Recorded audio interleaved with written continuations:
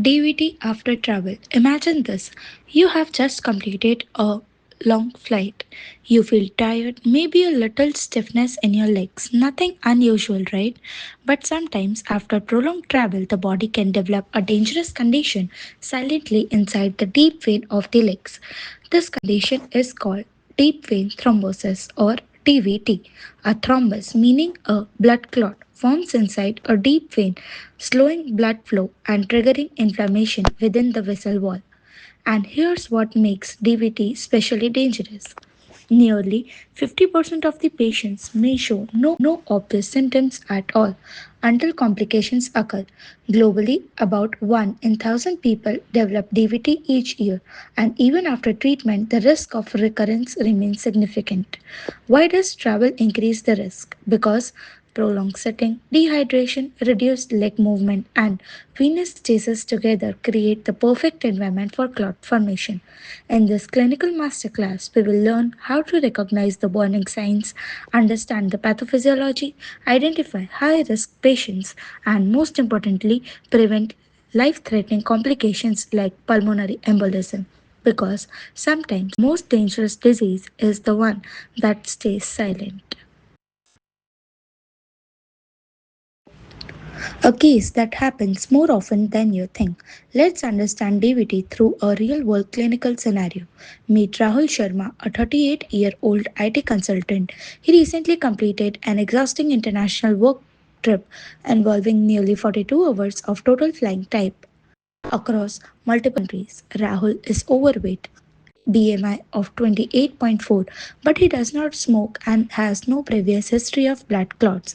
At first glance, he does not seem like a high risk patient, but 2 days after returning home, he develops a dull pain in his left calf along with mild swelling below the knee. Like many travelers, he ignores the symptoms. He assumes that pain is simply muscle fatigue from long journey. The swelling probably just jet lag and prolonged sitting. And the slight warmth and redness, it may be due to the temporary irritation. This is exactly why DVT is often missed early. The symptoms can appear subtle, non-specific, and harmless until the clot suddenly dislodges and travels to the lungs, causing a potentially fatal pulmonary embolism. So, the key clinical lesson is this. Any unilateral leg pain or swelling after prolonged immobility or long distance travel should always raise suspicion for DVT, even in patients without traumatic risk factors. Now, imagine this happening to you after a long flight. One leg suddenly feels heavy, swollen, warm, maybe slightly painful. Most people ignore it, thinking it is just travel fatigue or a muscle cramp. But this is the moment that matters the most.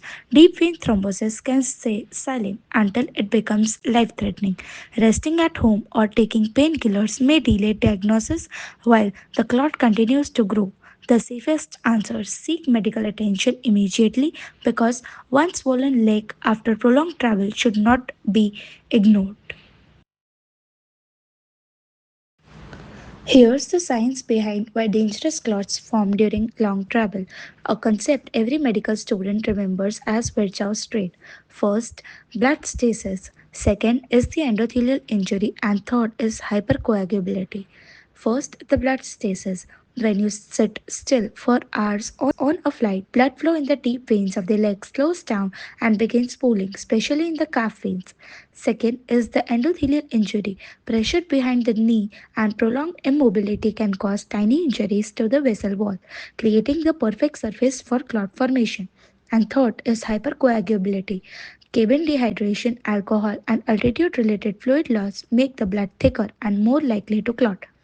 When these three factors combine, slow flow, vessel injury, and thicker blood, the risk of DVT rises dramatically, and that's why even a healthy traveler can suddenly develop a dangerous clot after a long flight. Deep vein thrombosis often gives warning signs, but only if you know what to look for. The biggest clue is asymmetry. DVT usually affects one leg, not both.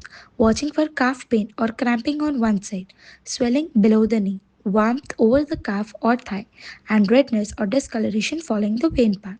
Some people also notice unusual visible surface veins or a feeling of heaviness that worsens the condition while standing or walking. And remember, symptoms can be subtle in the beginning. A mildly swollen warm leg after prolonged travel should never be ignored because recognizing these warning signs early can prevent a life threatening pulmonary embolism.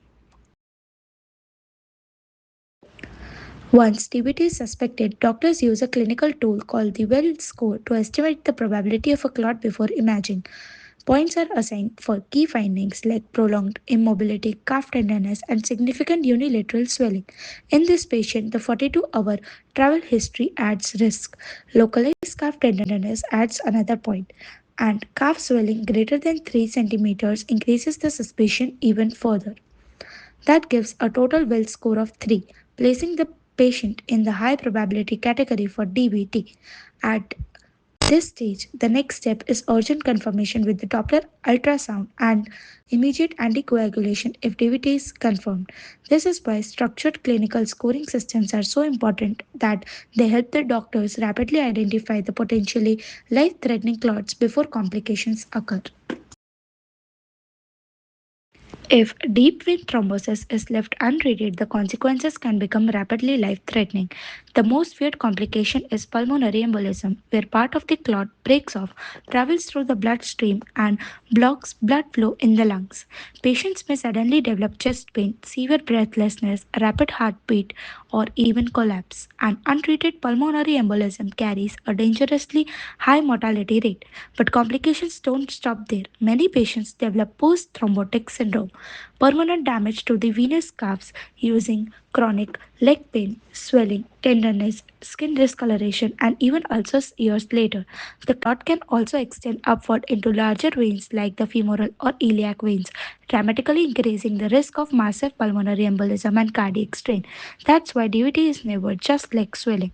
Early diagnosis and anticoagulation can literally save a life. Here is the dangerous complication of DVT, that is pulmonary embolism or PE. This happens when the part of the clot breaks free from leg veins and suddenly blocks blood flow in the lungs. The most common symptom is sudden unexplained breathlessness, often occurring even at rest. Patients may also experience sharp chest pain that worsens while taking a deep breath, a rapid heart rate, dizziness, or fainting from falling blood pressure, or even coughing up blood due to lung tissue damage. In severe cases, the lips and the fingertips may turn blue, a late and extremely dangerous sign of oxygen deprivation. And this is the clinical takeaway, which is critical. If leg swelling is followed by chest symptoms, this is a medical emergency because pulmonary embolism can become fatal within minutes if not treated immediately. Now, here's the important part. If you ever noticed one sided leg swelling after travel, don't ignore it and don't self diagnose it. Doctors can quickly evaluate DVT using ultrasound and blood tests, and early treatment can save lives. The sooner you act, the lower risk of dangerous complications like pulmonary embolism. Awareness and fast action make all the difference. And finally, the most important message, DVT is treatable, but timing changes everything. Once diagnosed, treatment starts immediately with anticoagulation to stop the clot from growing and preventing the pulmonary embolism. In the acute phase, low molecular weight heparin such as enoxaparin may be used for rapid anticoagulation.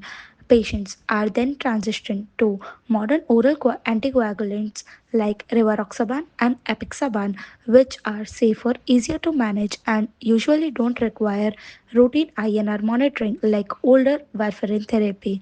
Treatment generally continues for at least 3 months, sometimes longer depending on the cause and recurrence risk. Compression stockings may also be recommended to reduce long term complications such as post thrombotic syndrome. And one final myth to clear up, aspirin alone is not an effective treatment for DVT. The key takeaway is simple: recognize the warning signs early, seek medical care immediately, and treatment can save both limb and the life. And before we end, here is the high yield exam perspective NEET PG and USMLE aspirant should remember. A classic DVT question often presents a patient after prolonged travel with unilateral calf pain, swelling, and an elevated D-dimer.